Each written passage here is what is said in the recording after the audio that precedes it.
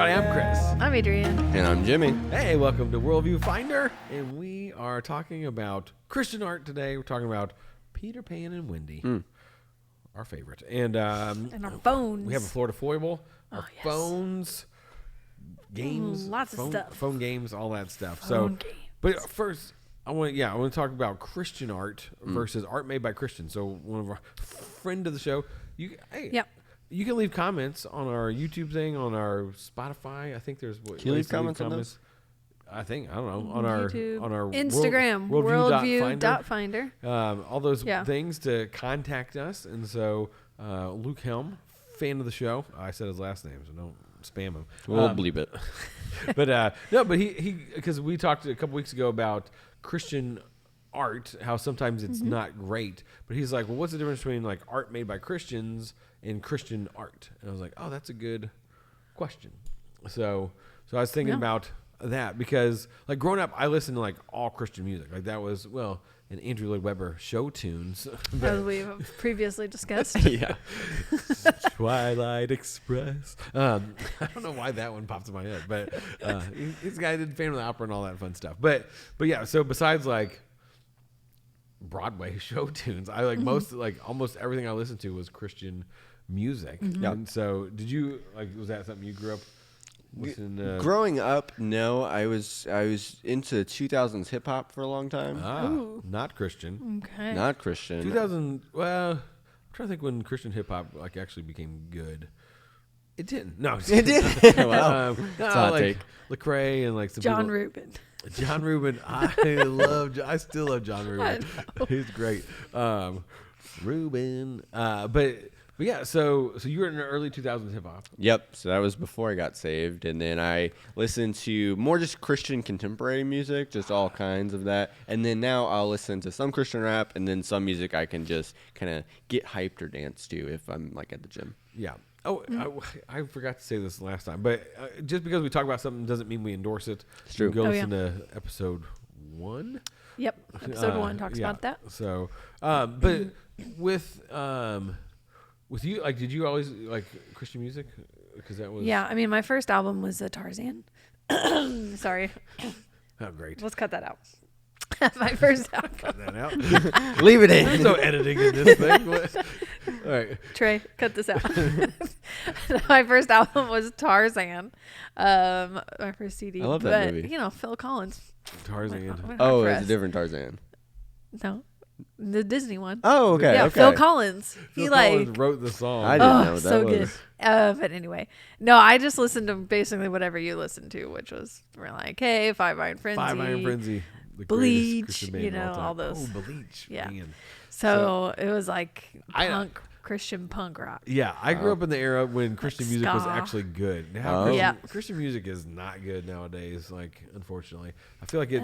if you go in like the folk route, there is some pretty good artists around there. I'll give you that. There are some good artists, but like mainstream Christian stuff. Because like Audio Adrenaline, Bleach, Reliant K, like they were a mainstream at the time. Yeah, like it was like popular stuff, and then like even Jeff Moore in the Distance, I had one of their albums.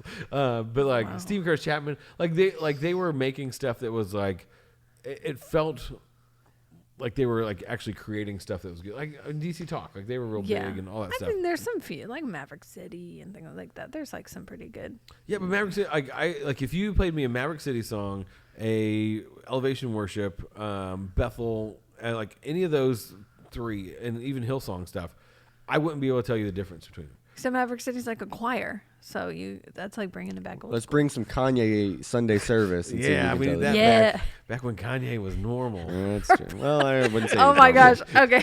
So now it's our Kanye segment.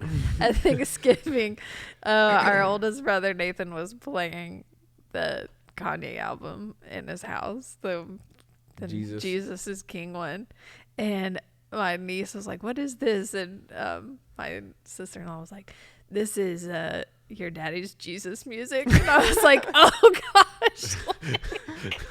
I don't know. I like that album though. Yeah, that I know. That was kind of fun. But anyway, your daddy's Jesus music. But so I think with with art, like art that is blatantly Christian would be art that is like about Jesus, about the things of the Bible, about like Christian things, and art made by Christians would be like, I think NF fits into that, like where it's like he's a Christian and his art like is just about life, and because he's a Christian, like that worldview is it sneaks in there, but like I mean it's intentional in there, and so but it's not like his songs aren't about like the Bible and about like that kind of stuff. But our whole podcast is about this. The worldview of their art is biblical. Right. And it points to truth. Yes. And so I think I think that's becoming more popular because Nate Bargatze is a comedian that I love, but like his whole thing, I think, and he has never blatantly said this, but I think like behind the scenes, like his goal is to help people know who Jesus is. Like he wants to make good family friendly content, and he's like helped comedians because he's like making now that he's big time, like there's these comedians that have been in it for maybe longer than he has or are up and coming, and he like helps him like produce a special that they put on his YouTube channel. And so it's like, but he produces it and does a really good job at it, and like it's like something that would be on Netflix or something, but he wants it for his channel, the Nateland brand.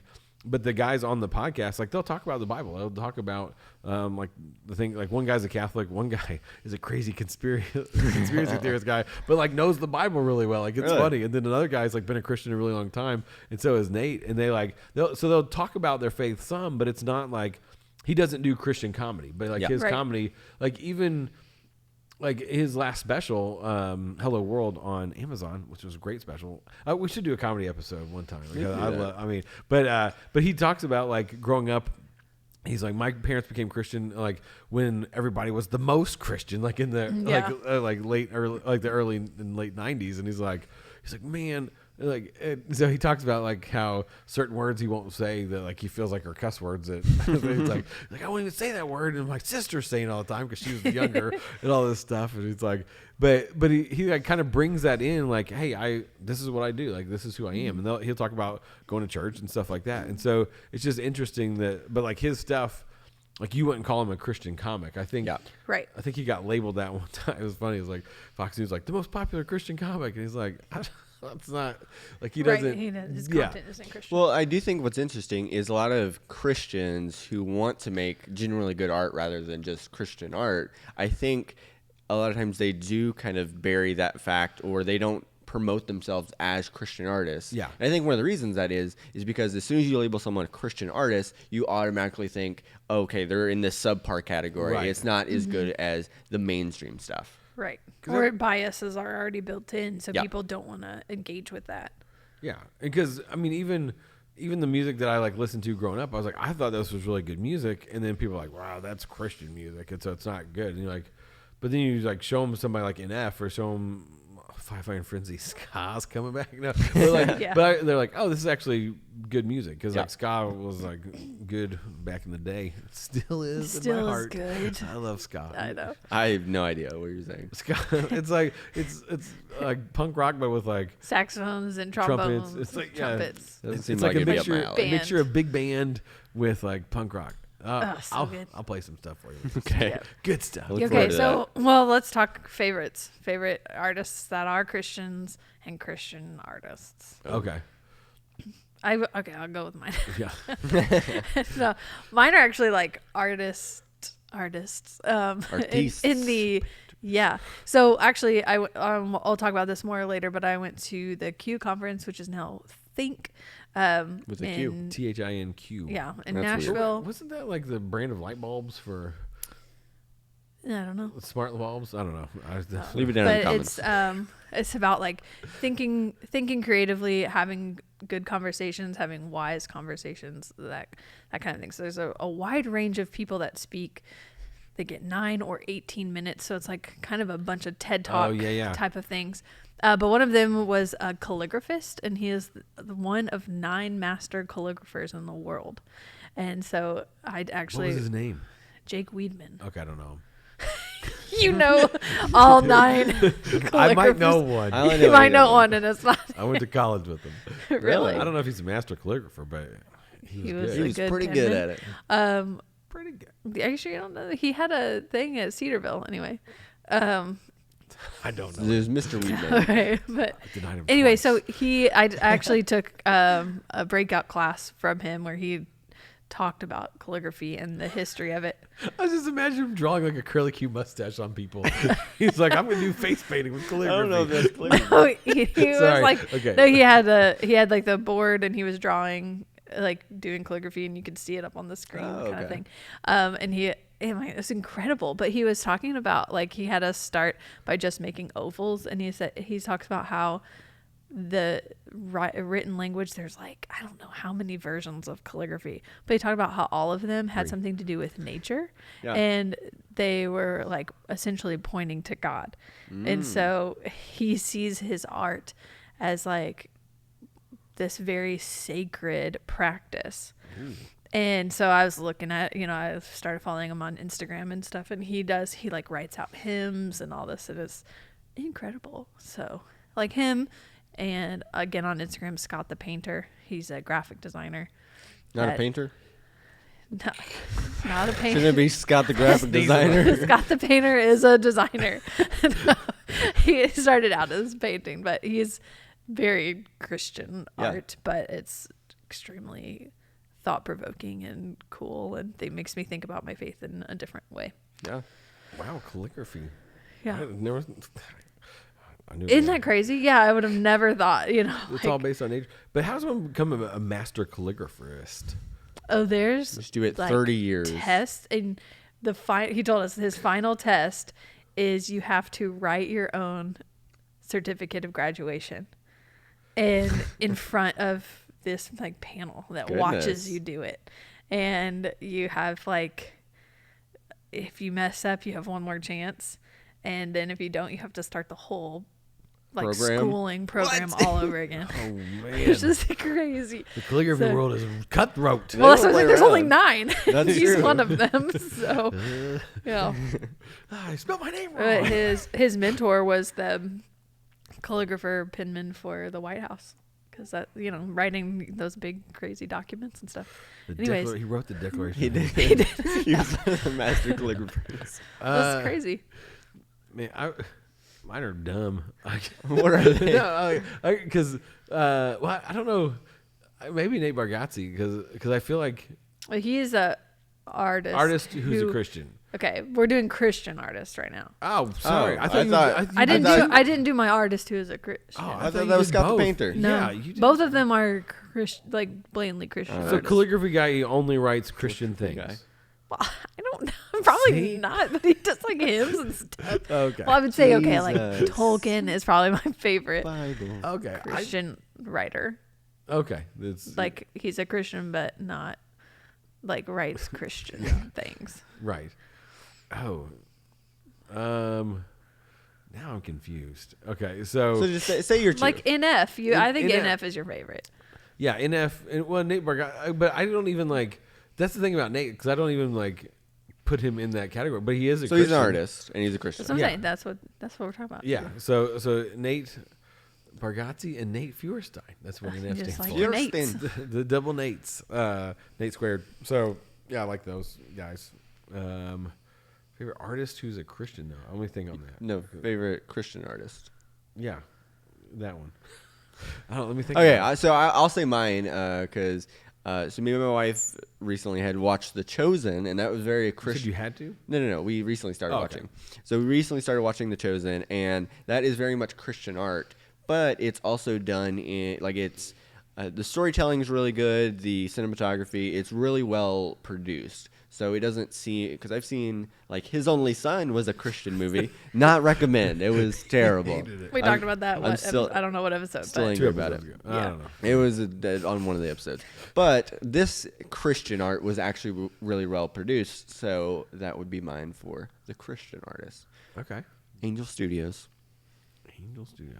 Now, what about? an artist who's a Well, Christian. and like I said before, I don't know, because obviously I like NF, but I don't know a whole lot of other artists that I'm really into that are Christian, because... I know who. Who? Ryan Trahan.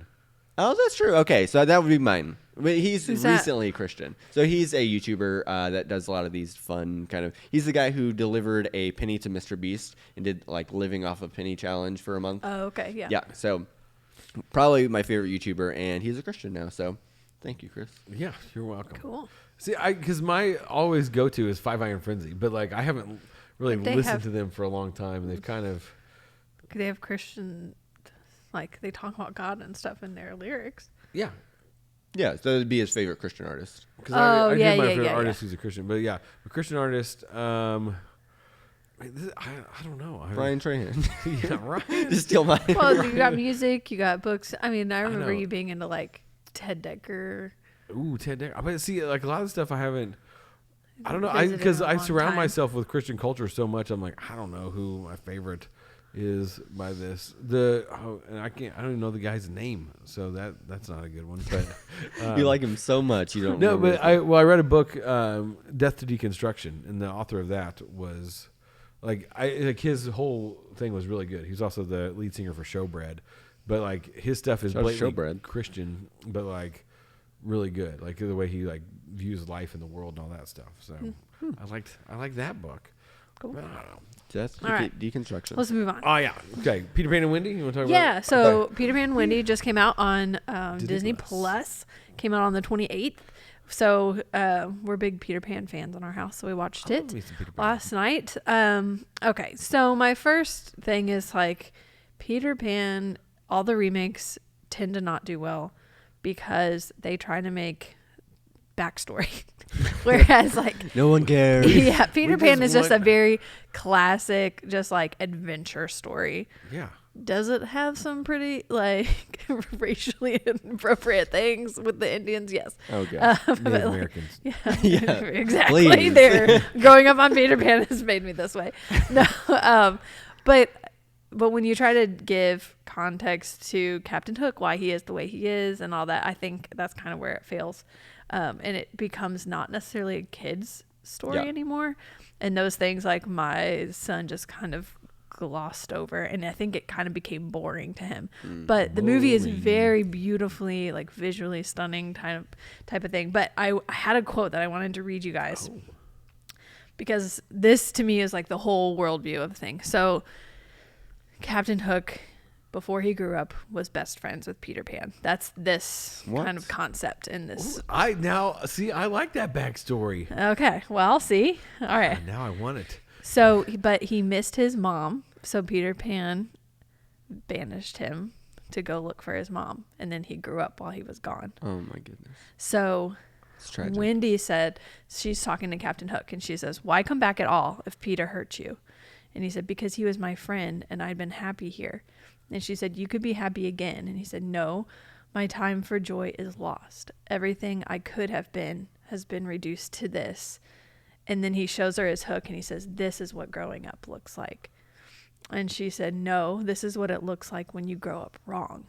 Okay, now this is a really good line that Captain Hook says. He goes, you find me a child who truly knows the difference between right and wrong. And I'll show you a man who can't remember why it mattered in the first place. Oh. What? Wait, so I got deep. You show me a child that knows the difference between right and wrong, and I'll show you a man who can't remember why it mattered in the first place. Like the difference between right and wrong? Yeah, like why knowing that difference matters. Ooh. So to me, that was kind of the worldview. Like there's no difference between right and wrong. It's just perspective. Yeah. Of other people. Yeah. So that, what's the name of that? Where it's like, your truth is your truth and my truth is my truth. Where it's like, it doesn't matter.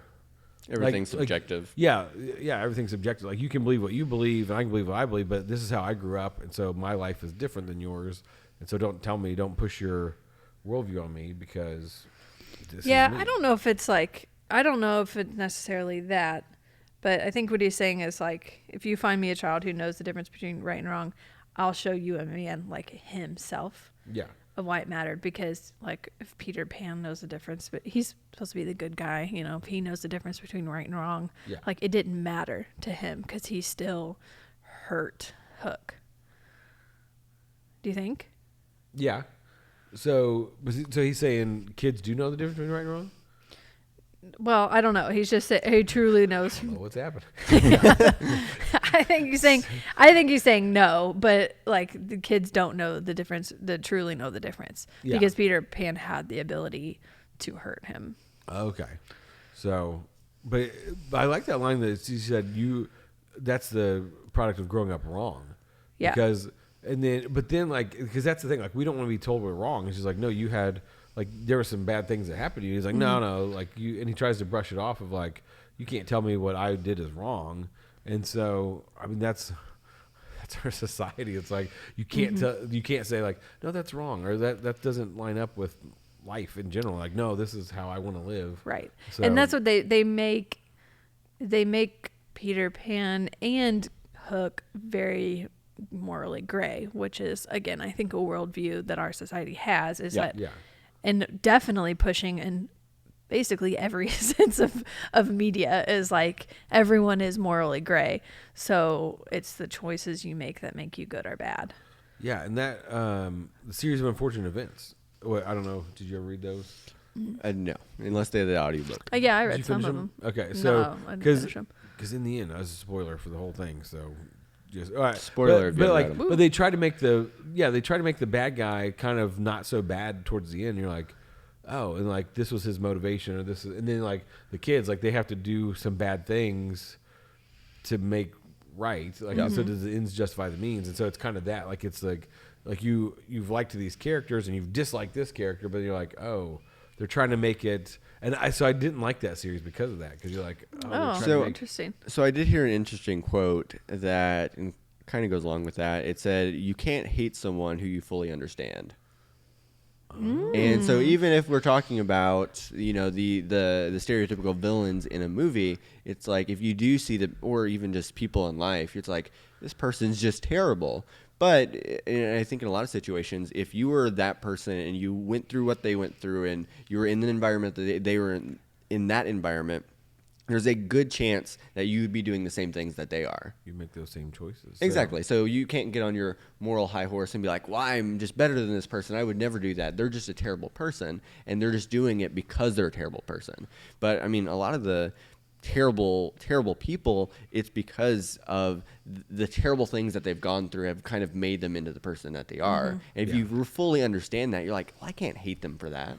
Yeah, and that's what I think, like, giving backstory to villains, though, because, like, in most movies, like, it's, like, I'm supposed to dislike this guy, and I'm supposed to like this guy. Yeah. So you're like, oh, yeah, but then there's usually a point where the bad guy is like, no, we're the same. And you're like, right. Like, you're like, whoa, he's not the same. And you're like, yeah, but the difference is, and they're like, you are trying to kill the whole world. And you're like, I did it for love.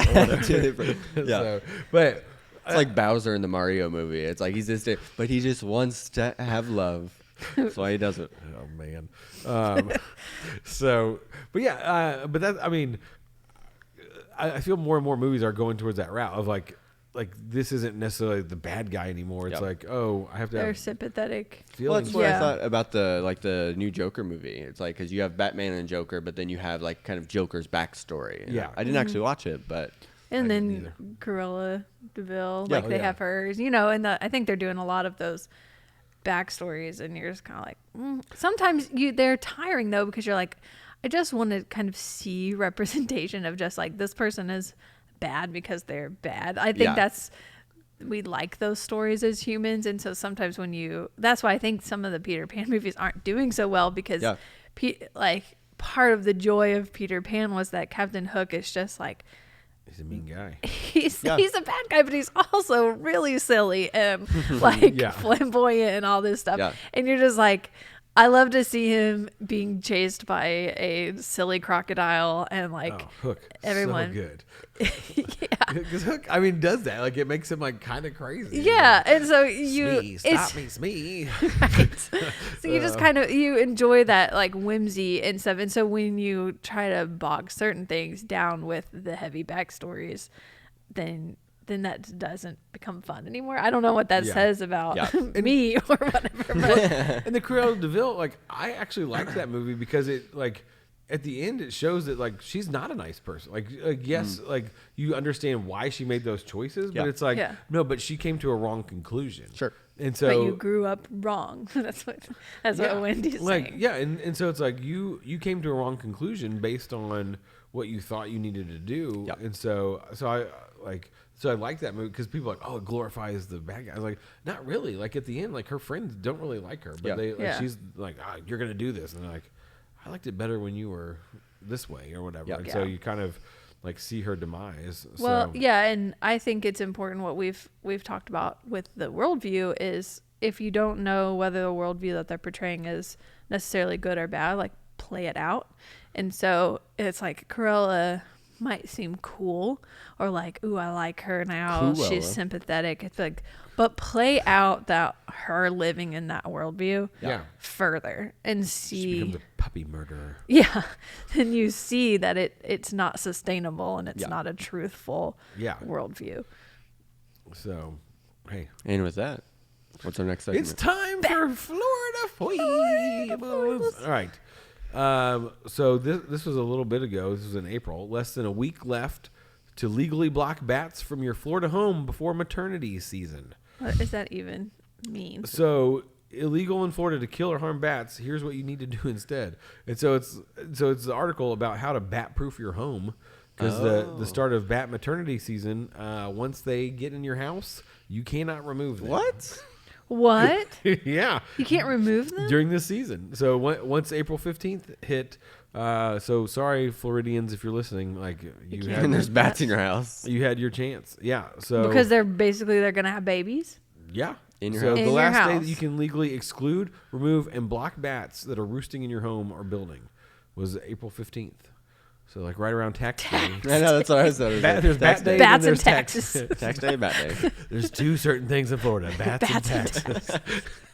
So, but like because they're a protected species in Florida, you cannot kill or harm them. Have you guys ever had a bat in your house? At our old church. Oh yeah, there was one that would just show up, and we had a guy, Lucas. Like the bat catcher? What's up, guys?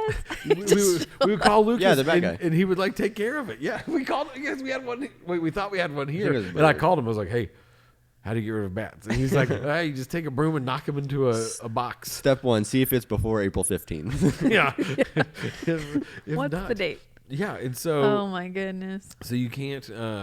Bat exclusion is a multi-step process. It begins by identifying all potential bat entry and exit points in a building. So you have to like be able to legally exclude them. Like they have to be like you have to do this all before April 15th. If you don't bat-proof your home before that, babies, bat babies, you have bat babies in your house everywhere. Did you have a bat in your house? Yes. We're not even sure how it got in. You didn't bat-proof your house? I think it was on like our wreath or something when we opened the door. Oh. And it got in. But I have a video. I feel like I need to post this on our Instagram. So check out Instagram. I'll put it on there. Where Andy, my husband, and I we have blankets over our heads and brooms out. Oh gosh. And we're just like crawling around the house trying to knock it out. But we learned that you actually turn all the lights on in your house and open all the doors. And then they'll go out because they're looking for dark. Man, one of my favorite scenes in The Office is when they catch the bat. And Dwight they put catches it over on Meredith's head, and it's like in there because like everybody's out and she was in the bathroom or something. He's like, ah! And like she runs out, and it's just brilliant. That scene is so funny. Yeah. So speaking of bats on the brain, Hannah, our friend, friend of the show, Hannah wrote in about she wanted to hear about Nintendo Brain. So can we do this Brain quickly? Yes. Yeah. Well, I think let's talk about it's a whole conversation of apps, phone usage. Oh my goodness. Addicted. Yeah, like what the concept Nintendo brain really Nintendo brain. Yeah. What it really means, because we said we still say that to our kids. Yeah, because growing up, our mom would say Nintendo brain. Dad never said Nintendo brain. I don't think so, but he's like, Mom, like Nintendo brain. Yeah, it's just because it's like once we've reached a threshold that she decided. We didn't have screen time limits. Yeah, we were just like mom would walk in and be like, Nintendo brain, get off. I'm like, what happened? Did my eyes turn to spirals? It's 3 days later. Yeah. Oh gosh. But that's what I feel like too sometimes now. And I even catch myself saying it to myself of like, oh my gosh, I have Nintendo brain. I need to stop. So for Lent, I gave up. I deleted all my phone games. So Hearthstone is one that I play. I played way too much. And then I was playing the Marvel Snap, which they're great. Marvel Snap is real quick, and like that's the trick. That's true. It's like it's a quick like okay, I can play this. So over that, but then I just replaced it with other stuff. Then I was just on YouTube more or on Facebook or whatever. So that's the thing. I'm like, I want to just not. I want to purge, so I'm not spending. I did spend less time on my phone. I did do that, but I still found myself just the endless filling dead it with something scroll, else. yeah, and all that stuff. I wanted to fill it with writing and like productive things, but I didn't. But then, like a few days after Easter, I re-downloaded Hearthstone, and I have a different relationship with it now. Really? Like I don't, I'm not as crazy about it as I once was. I still play it, but then I found Zombie Waves. Oh no! Oh no! Zombie Waves is what brought me back in. I'm like, oh, Dude. I'm back full Zombie swing. brain now instead of Nintendo brain. So Zombie Waves, just again, we're not promoting this, but it's one of the like, because I've seen those games in the App Store where there's like the two numbers and it's like there's a person walking, and have you seen those ads where it's like plus 5 years or times 2? And so you like walk in it and then like it multiplies your guy, and then they have like they're shooting guns or arrows or whatever. So like I've wanted to play those type of games, but they're just riddled with ads and all this stuff. They're terrible. So then I saw Zombie Waves where you're like in the middle of a wave of zombies that are coming at you, and you're like, you have to shoot them, but you like keep leveling up, and so you keep like getting better weapons and better stuff. And you're like, oh, I could get into this. So you don't have to watch ads, but like you can opt in. Like so, it's like, oh, like I died, but I can revive myself. I can watch an ad. And so I'm choosing to watch the ads instead of just them throwing on there, and I watch them all the time because I'm like, oh, I need these things to level my character up, so I'm just gonna. Do you actually watch the ad? Yes, because normally I would watch it and like I would be on my phone and not watching the ad, but then I. You know, I do find it funny, like, people, if they do play a lot of phone games, like, they'll play it and just watch the ads for, like, weeks at a time when they could pay, like, $3 and just have no ads. Yeah. Shut up, Jimmy. Like, $3, I don't have to worry about it ever again. So Marvel Snap and Hearthstone don't have ads, like, at all. Like, you can't watch them or anything. Like, there's stuff you can pay for, but it's, like, there's no ads. Yeah. So that's why I like those games. But Zombie Waves, I don't know. It's just, like you'll play, like, just for, so you kill the zombies, and then you get like little level up things. Like this is in one level, and so you're like, oh, now I unlocked like my bullets shoot faster, and then you play like just a little bit more. You're like, okay, now my bullets spread out more, and like and all this stuff. Now I can call down lightning from the sky, and so like as you're playing one level, like all those things are happening. But then outside of the level, you get like better guns that do these things better, and like you can have a little village that you're building up, and it gives your power ups better things in the game. You're like, what's the worldview of it? It is that the more that you get, the better you'll be. Like there's just around the corner, then you'll be a little bit better. And so it's like you're always chasing something that you're never going to obtain, I think. Well, and I think as humans, we're just addicted to that kind of progression. Yeah. And because I think it's like life on a big picture scale. It's like, oh, I can go put in the work. I can go to college. I can get a job. And then I'll have this house. And then I'll get a raise. And I'll get more money. And I'll have a bigger house, more cars. And you do that like all. Life is like a game. Yeah, all in 4 minutes. And you're like, I need more. Yeah. And so it's just that like that progression of like, okay, I got just enough. And that's what Call of Duty like does so well, because there's like in your brain it releases what's the dopamine, yeah. So that dopamine, and like that's what video game designers like want to do. They want to release, so they release it every so often that like keeps you like, okay, and then it like gets like, okay, now I've got to get this next. There's this next hurdle. There's always another hurdle. So what you're saying is Nintendo brain is a real thing. No, phenomenon. It's really interesting when you look at like video game designers.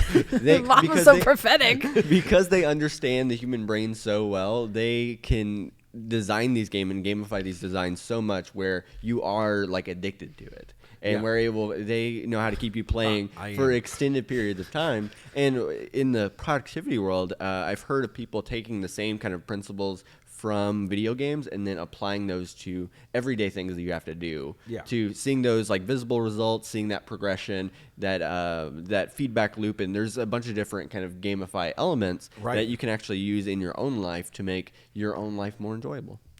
By playing video games, that's the way. No, but it's that because like early on you level up really quick, and you're like, oh yeah, they gotta hook you in first. Yeah, so you're progressing and you're like going fast, and then they're like, oh, then it takes 5 minutes instead of 2, and you're like, okay, that's fine, and then it's like 10 minutes, and like, it gets longer and longer. But it is weird because with life it's the same thing. It's just it's an extended time. So you're like, I'm just gonna work the next 10 years so I can have this next level up, and that's what I'm focused on for the next 10 years, just so I can level up.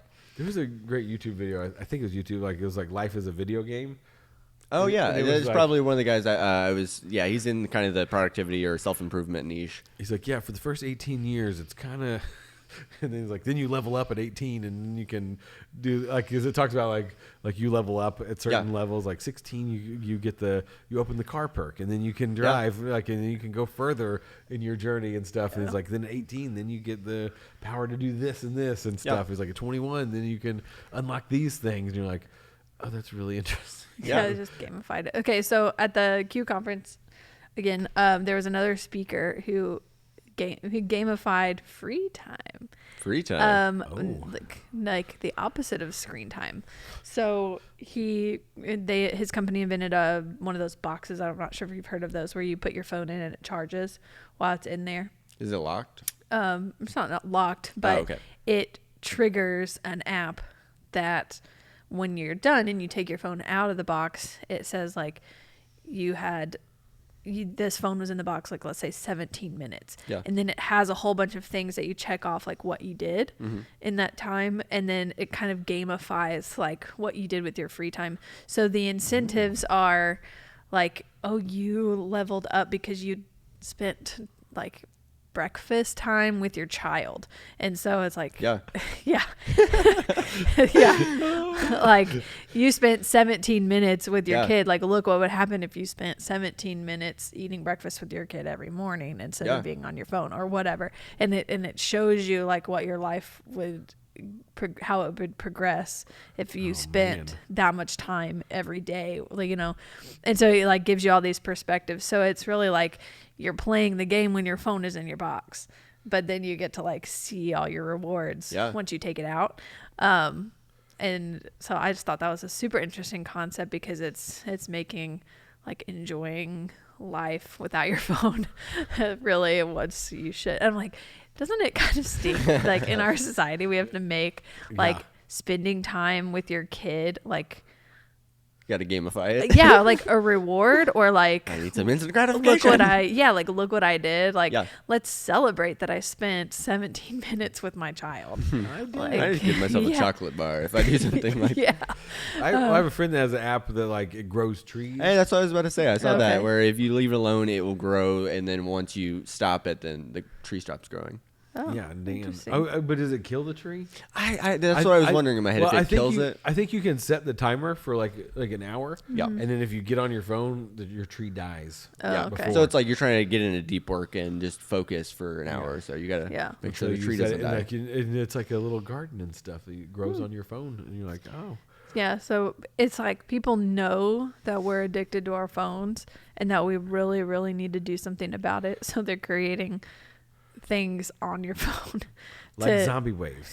Great, everybody should try it to counteract that when it's kind of sad.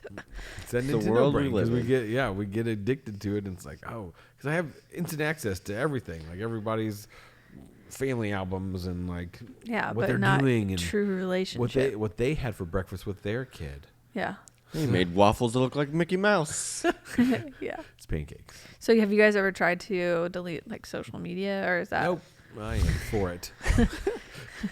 I've deleted TikTok a couple times. Like there'll be times where I get in this loop where I'm just watching an absurd amount of TikTok. I'm like, because part of being addicted is just the environment. So if it's super easy, like most of our phones are, to get it, because one guy was talking about he wanted to watch less TV. So every time he was done watching TV, he would unplug his TV and put it in the closet. So if he wanted to watch TV, he could watch it whenever he wanted, but he had to take it out of the closet, plug it in, and then he could watch it. And just having that that barrier of it's hard to get started, he basically didn't watch TV. Yeah. He's like, I'm not going to get it out of the closet. Yeah, we've made it phone so easy. Yeah. Easily accessible. So and you have to have it on you. Put it in a box. You have to get it out of that box. You put it in a box, or if you delete the app, then you have to do it. Or if you have it where you don't just use Face ID or Touch ID, you actually have to manually type in your username and password every time. Then anything you can do to make it harder to get that started, then you're like, oh, maybe I don't need to scroll on this right now. Yeah. Well, that's a good idea. Wow. Put your phone in the closet every time. Yeah. Or anything you guys have tried to at least limit it, because I've put the limits on. Oh, I have that, and then now I'm so used to it. It's like you ran out of time. I'm like plus 15 minutes. Oh yeah, plus 15 minutes. I know. That's where I'm at now. I'm like ignore for the day. I'm a no-limit soldier. I always do the plus 15 minutes because I'm like maybe then I'll just do 15 more minutes. Yeah. I'm hopeful, if nothing else. I just give it to my kids. They go hide this. I don't. That'd be a good idea. Yeah. I don't know. I do try. Like if I'm having a conversation with my wife, I try to put it down. Oh wow. Okay, you need some. We're gonna talk boundaries for real. So if I'm on my phone, Husband like doing stuff, and then she comes in the room and is talking, then I'm like, okay, but if I'm like doing something, that's where I'm like, oh, okay, I need to put it away. But but just not getting it out. Or it's like sometimes I'll just go plug it in. I'm like, okay, it's out of the way, it's out of the room. Yep. Like out of my pocket. So what the guy was talking about is like every time you get that hit, because it is based off of like dopamine as well. So he said like it's the opposite for the person with you. So if you were to like look down at your watch or like turn your phone for a second, they have the opposite reaction, where it like they lose trust in what you think of them. Oh, nice. Yeah, isn't that great? I have a friend that if he gets on his phone while we're together, I'll just stop. Yeah. And just wait. It's like, I'm still listening. I was like, are you though? Well, most people can't multitask, even if they think they can. So if my wife is on her phone, like, or she'll say, "Hey, give me a second so I can finish this, and then I'll talk to you." Because if I try to talk to her while she's on her phone, it just does not work. Yeah. Yeah. So. But adults, we can process that, but he was saying where it's like really detrimental is your kids. Oh yeah. Like if they're trying to have a conversation with you about something important and like serious to them, even if it may not be serious to you, like they're gonna lose that trust, and then the next time they think about talking to you, they're gonna remember that. Oh. And they're probably not. They may make the choice not to. So have breakfast with your kids. Hide your phones. Hide your kids. Hide your phones in a box. All right. Well, hey, don't have Nintendo brain. Don't give backstories to villains, and follow good artists who are Christians. And support them. Keep the bats out of your house. Before April 15th. All right. Thanks, everybody. I'm Chris. I'm Adrian. And I'm Jimmy. This is Worldview Finder. We'll see you next time. Follow us on social media. Like and subscribe. Like and subscribe. Click that blue check.